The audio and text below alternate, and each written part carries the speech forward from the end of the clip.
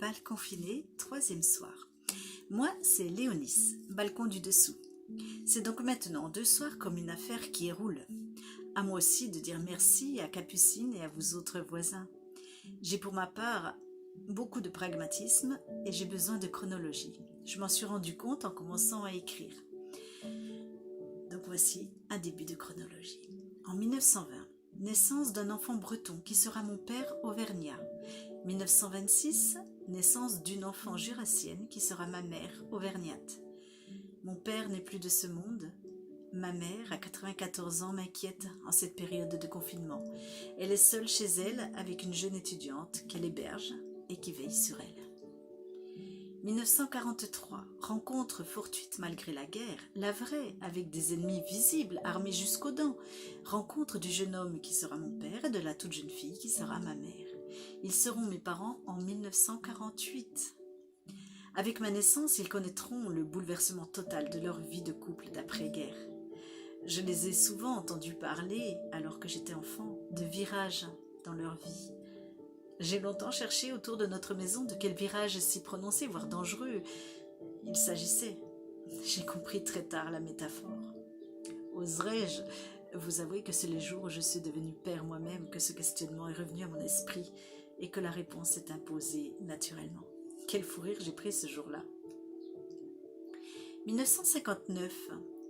Après mon entrée au collège, en cours d'année, j'entre dans l'âge de l'adolescence. En moi, une véritable bombe révolutionnaire se mijote de jour en jour, d'année en année. Tout doucement au début, petit caillou par petit caillou. Clin d'œil Nelly du dessus. Cailloux ramassés au bord des chemins de traverse et de sentiers à défricher. Déchiffrés aussi. Petit caillou tel un point grandissant dans la poche. Les années collège, où déjà je ne comprends pas la disparition de l'innocence et de l'honnêteté de mes camarades, me montrent une bravoure maintenant au service de l'apparence et de la grande gueule, vide ou pleine de vomi. Le tout au service du bris de l'autre et non des idées constructrices et des projets qui avancent. La fascination de mes camarades pour leur père se transforme en rejet total.